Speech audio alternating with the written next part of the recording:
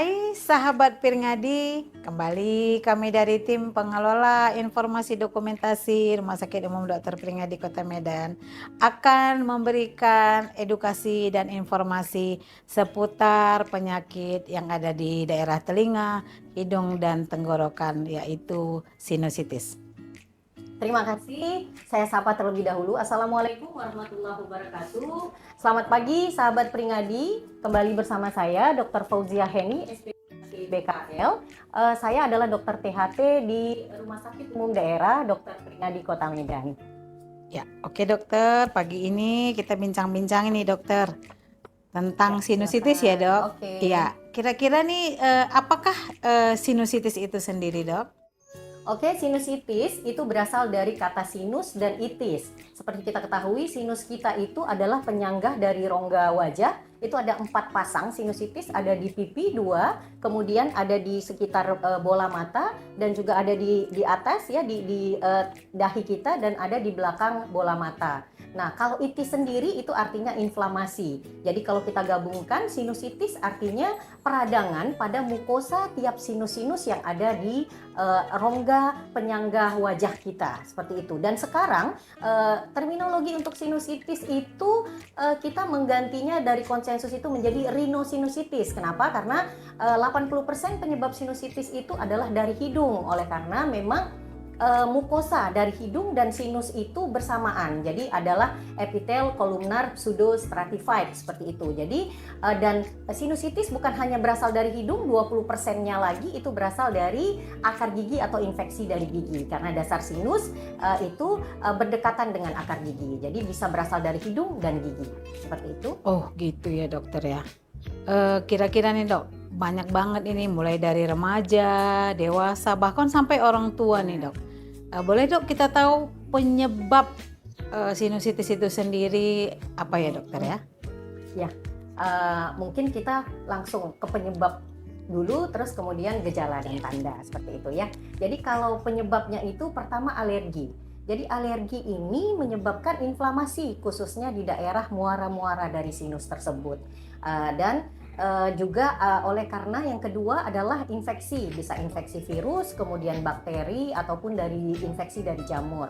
Dan yang ketiga itu kelainan dari anatomi, misalnya septum deviasi kita yang mereng, kemudian kongka kita yang membesar, itu semua menyebabkan udem, khususnya udem selain dari mukosa hidung juga muara dari sinus tersebut, sehingga sekresi drainasi yang harus keluar masuk dari sinus ke hidung kemudian dibuang terhambat, sehingga menyebabkan kumpulan dari air sehingga menjadi pus di sana karena dia tidak bisa keluar, terhambat mulut dari muara dari sinus tersebut, terjadilah inflamasi seperti itu. Dan itu tadi ya, itu untuk penyebab. Dan gejalanya yang paling sering pasien datang ke kita itu dengan hidung berair dan berbau seperti itu ya, berbau warnanya kuning kehijauan agak kental. Nah, itu keluhan yang paling sering dikeluhkan sama pasien. Jadi kalau dia bilang saya sujud, saya membungkuk, ada bau di mana, seperti itu, padahal hidungnya yang sudah terinfeksi sinusnya.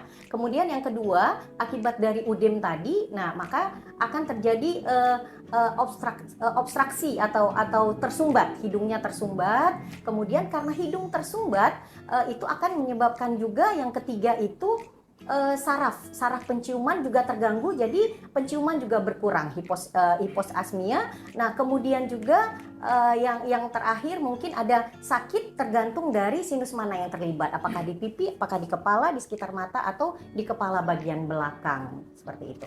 Ya, tadi kita udah cerita ya dokter, apa itu sinusitis, apa itu penyebab dan gejala. Ini ada satu pertanyaan yang sering juga ya di masyarakat umum.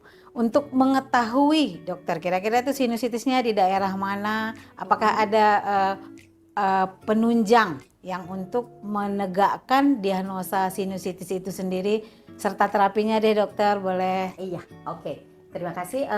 Untuk kita mengetahui, memastikan apakah ada sinusitis, biasa yang pertama untuk sinus maksila, karena itu yang paling sering dan paling besar, paling dekat dengan hidung. Nah, itu kita dengan melakukan endoskopi ya, nasoendoskopi, maka akan nampak nanti di atas dari kongka media itu adalah muara dari sinus, akan nampak nanah yang turun.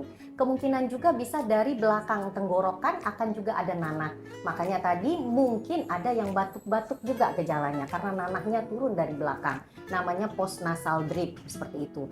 Dan untuk lebih memastikan lagi, karena sinus ini terletak di dalam dari wajah kita, jadi kita memakai pencitraan atau kita memakai radiologi. Nah, pada ronsen namanya sinus paranasal, ronsen polos saja, kita akan nampak nantinya ada cekungan ya. Jadi artinya di bagian sinus yang ada nanahnya atau ada cairannya akan berwarna lebih opak, lebih putih gitu gambaran radiologinya. Harusnya warnanya hitam karena berisi udara seperti itu.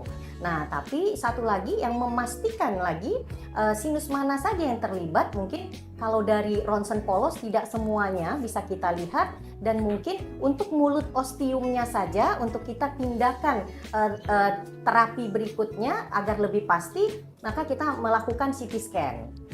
Nah, dari CT scan, selain kita bisa melihatkan perluasannya, kemudian keterlibatan dari keempat pasang sinus tadi, juga mulut dari muara sinus itu yang paling penting. Karena itu menentukan terapi operasi apa yang bisa kita lakukan. Seperti itu. Oke, demikianlah edukasi dan informasi tentang sinusitis. Jika sahabat Pringadi ada keluhan seperti di atas, bisa berkonsultasi dan datang langsung ke Rumah Sakit Umum Dr. Pringadi Kota Medan. Buka dari Senin sampai Sabtu pukul 8 sampai jam 15 WIB. Semoga bermanfaat. Jangan lupa like, comment, and subscribe.